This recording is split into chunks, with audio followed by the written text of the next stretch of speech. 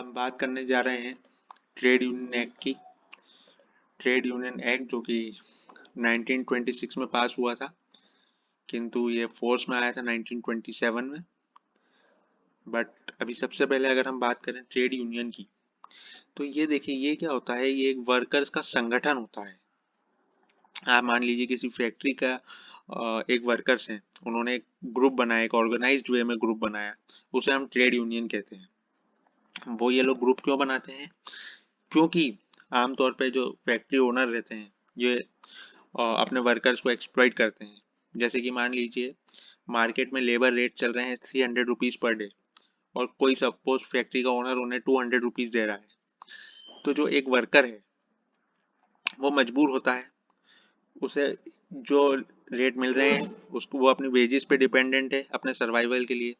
और ऐसी वेज, और जब वो डिपेंडेंट हो जाता है तो उसे कम रेट्स में भी काम करना पड़ता है, उसको अपना एक्सप्लॉइटेशन भी सहना पड़ता है। और सिर्फ फेयर रेम्यूनरेशन की बात ही नहीं, मान लीजिए उनको गुड वर्किंग कंडीशन नहीं मिल रही है, मान लीजिए उनसे ज़्यादा समय काम कराया जा रहा है, जो कि कॉन्ट्रैक्ट में मान लीजिए 8 घंटे का समय है और उनसे 12 घंटे काम कराया जा रहा है, तो ऐसी बहुत सारी प्रॉब्लम्स होती हैं लेबर्स की, वर्कर्स की, और जिसको वो ट्रेड यूनियन के द्वारा एक्नोलेज करते हैं, निगोशिएट करते हैं एम्प्लॉयर से, और अपनी ग्रीवियंस रख पाते हैं। तो जैसा कि मैंने अभी आपको बताया, trade union is an organised group of workers who strives to help the workers in the issue relating to fairness of pay, good working condition, hours of work and other benefits that they should be entitled instead of their labor। एक तो ये बात हो गई। अब मान लीजिए इनका एक्सप्लॉइटेशन क्यों होता है?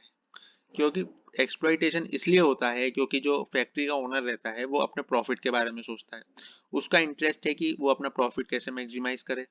लेबर का इंटरेस्ट ये है कि उसको गुड वर्किंग कंडीशन मिले, उसको फेयर रेन्यूमरेशन मिले, उसको जितने आवर्स का उसका कॉन्ट्रैक्ट है उतने घंटे काम कराया जाए, उससे ज़्यादा नहीं कराया जाए, और भी बहुत सारी इश्यूज रहती हैं। तो जो ट्रेड यूनियन रहती है ये एक प्रेशर ग्रुप की तरह काम करती है, और जिससे कि एम्प्लॉयर जो है वो लेबर की जो मांग है उसको सुने, उसको माने, और एक एमाइकेबल रिजोल्यूशन पे बात जाके बने। तो जो इंडियन ट्रेड यूनियन एक्ट 1926 है, ये प्रिंसिपल एक्ट है for controlling and managing of working of trade unions. जो भी ट्रेड यूनियंस कैसे चलेंगी, कैसे फंक्शन होंगी, इसके क्या रेगुलेशंस रहेंगे, इसके क्या लॉज रहेंगे, ये इंडियन ट्रेड यूनियंस एक्ट उसका प्रिंसिपल लॉ है। आगे अगर हम बात करें हिस्ट्री की, तो हिस्ट्री में हमें 3-4 नाम हमें बहुत जरूरी है याद रखना। जैसे कि श्री सौरभ जी शाप जी बेंगाली, इन्होंने 1905 में यूनियन ऑफ कैलकाटा की ट्रेड यूनियन बनाई थी। आगे हम बात करते हैं श्री एन.एम. लोखंडे, उन्होंने the Bombay mill hand association की फाउंडेशन करी थी। अगर हम फिर बात करते हैं कि श्री महात्मा गांधी जी की द फादर ऑफ नेशन, उन्होंने जो है देश की सबसे स्ट्रॉन्ग मिल थी जो कि अहमदाबाद टेक्सटाइल लेबरर्स एसोसिएशन थी। अगर हम बीबी वाडिया जी की बात करें तो उन्होंने 1918 में लीगल, जिसे कहते हैं लीगल लेबर एसोसिएशन बनाई थी, जैसे कि मद्रास लेबर यूनियन, ये first properly registered trade union थी।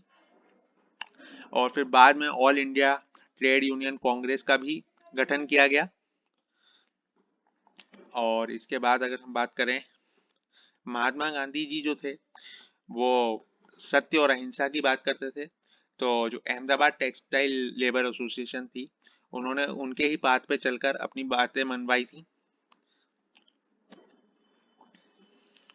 और जैसे कि और भी हम बात कर लेते हैं कि बहुत सारे कमीशंस थे जिन्होंने भी ध्यान दिया फॉर्मेशन ऑफ ट्रेड यूनियन के लिए, जैसे कि the royal commission of on labour और the Whitley commission on labour. ये it was set up in 1929 to 1930। इसमें भी problems created by modern industrialisation से जो लेबर पे जो प्रॉब्लम थी उसके बारे में एड्रेस किया गया। अब हम बात करते हैं कि इंडिया में कैसे ट्रेड यूनियन का डेवलपमेंट हुआ है। इसके लिए हमें ध्यान रखना है स्वराज मूवमेंट जो कि 1921-1924 में थी। रॉयल कमीशन, इसने भी हेल्प करी हमारी डेवलपमेंट ऑफ ट्रेड यूनियन। और आगे अगर हम बात करें कि उसके बाद जो लेबर लेजिस्लेशन हमारी आज़ादी के बाद का है, तो जैसे कि apprentice act 1961, contract labour regulation and abolition act 1970, employees provident fund and miscellaneous provision act 1952, factories act 1948, minimum wages act 1948, trade union act 1926। उसके बाद हम बात करते हैं Indian trade union amendment act. देखिए ये जो एक्ट है ये आज तक कभी फोर्स में नहीं आ पाया है। इसमें एक प्रोविजन था कि ये मैंडेटरी कर दिया है कि ट्रेड यूनियन को रजिस्टर करने के लिए, बट ये it was never brought to force. So therefore mandatory recognition of trade union is not present under any law in force in India। तो हम आगे बढ़ते हैं, कलेक्टिव बार्गेनिंग की बात करते हैं एंड ट्रेड डिस्प्यूट की। देखिए जो ट्रेड यूनियन है वो कलेक्टिव बार्गेनिंग करती है, क्योंकि एक वर्कर के पास इतनी पावर नहीं होती है कि वो बार्गेनिंग कर सके एम्प्लॉयर के द्वारा, क्योंकि वो मजबूर होता है, उसको अपने सर्वाइवल के लिए वेजेस जरूरी रहती हैं और वो वेजेस उसको फैक्ट्री से ही मिल सकती है, तो ऐसे में उसका कई बार एक्सप्लॉइटेशन हो जाता है। बट कलेक्टिव बार्गेनिंग ये रहता है कि अगर वो वर्कर और उसके जैसे कई और वर्कर्स एक ट्रेड यूनियन बना लेते हैं, तो ये कलेक्टिव बार्गेनिंग करने के इनके पास पावर आ जाती है। इनकी जो पावर्स होती है वो थोड़ी बढ़ जाती है और वो एम्प्लॉयर और एम्प्लॉय के बीच में डायरेक्ट बार्गेन कर सकते हैं, निगोशिएशंस कर सकते हैं। जैसे कि they negotiate with employer and fixes the terms of employment.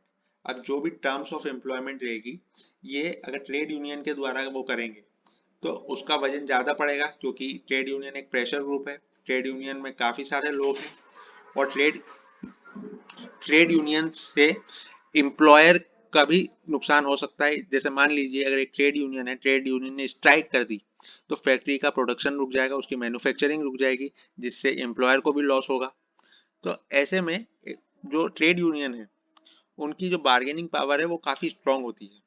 अब जैसे हम इंटरनेशनल लेबर ऑर्गेनाइजेशन की जो बात कर रहे हैं, इसने कलेक्टिव बार्गेनिंग की definition the, negotiation about working condition and terms of employment between an employer and a group of employee or on one or more employers organization, कोई एक एम्प्लॉय की ऑर्गेनाइजेशन या बहुत सारी other employer organisation with an view to reaching an agreement. इसमें ये ध्यान रखने वाला है इनका व्यू होना चाहिए कि एक एग्रीमेंट में रीच करें, ये एक एमाइकेबल सॉल्यूशन पे रीच करें, ये इनका मेन ऑब्जेक्टिव होना चाहिए। The terms of agreement are used to ascertain the rights and obligation of each party। इसकी जो एग्रीमेंट रहेगा इसमें एम्प्लॉयर की भी जो राइट्स रहेंगे और ऑब्लिगेशन रहेगी उसके बारे में बात होगी, और एम्प्लॉय की भी जो राइट्स एंड ऑब्लिगेशंस रहेंगे, जो उसके राइट्स रहेंगे, उसकी ड्यूटीज रहेंगी और उसकी जो लाइबिलिटीज रहेगी उसके बारे में ये एग्रीमेंट की बात करता है। Collective bargaining and trade dispute. देखिए सेक्शन 8 जो है इंडस्ट्रियल रिलेशन एक्ट का, ये बात करता है कि जो डिस्प्यूट अराइज होते हैं बिटवीन एम्प्लॉयर्स एंड एम्प्लॉय, जैसे कि फॉर द पर्पज ऑफ किसी जॉब से रिलेटेड या जॉब से ना भी related, on the terms and condition of employment, something which affects the employment of any person,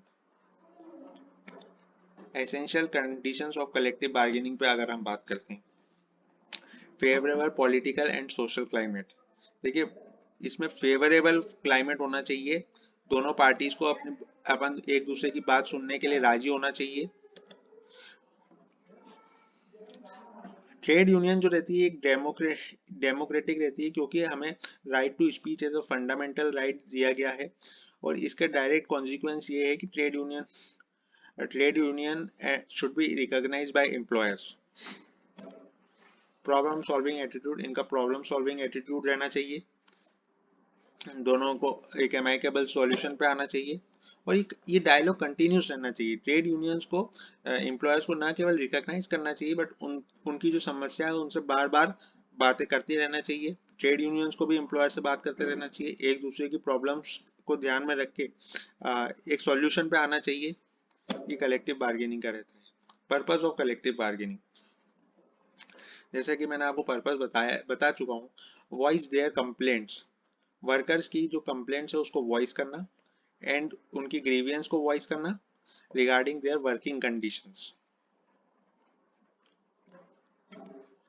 to pave the way for the employer and worker to reach an amicable solution peacefully without having any ill will towards any other.